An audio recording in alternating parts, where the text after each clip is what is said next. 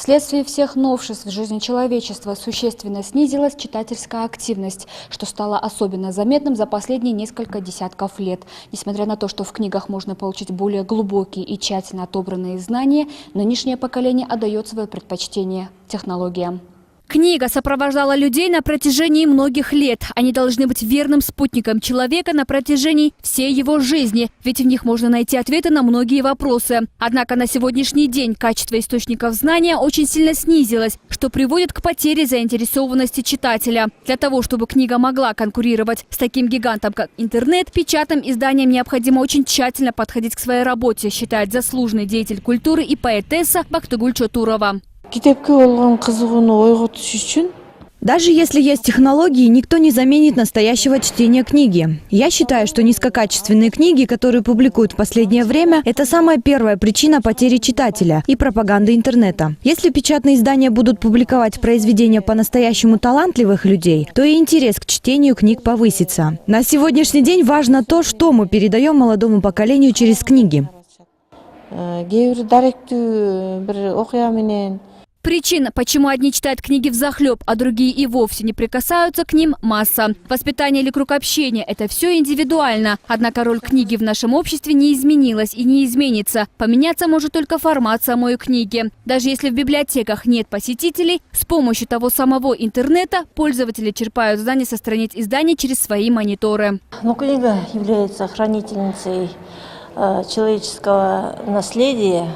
И поэтому она свое значение никогда не утратит. Единственное, только сейчас поменялись форматы предоставления информации, которые находятся в книгах. Это электронные сейчас появились книги.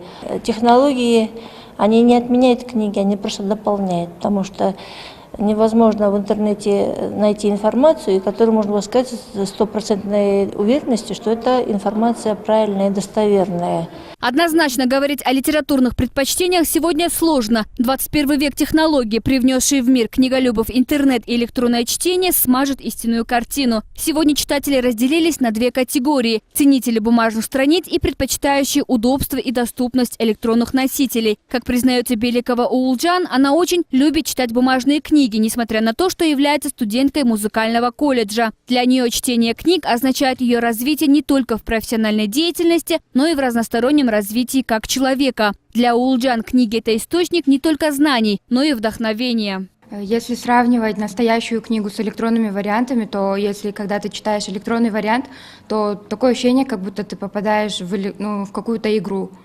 А когда ты читаешь уже настоящую книгу, то есть ощущаешь бумаги, когда переворачиваешь листы, то у тебя совсем другое ощущение. И даже запах книг, он совсем отличается. И поэтому предпочитаю лучше читать настоящие книги, нежели электронные.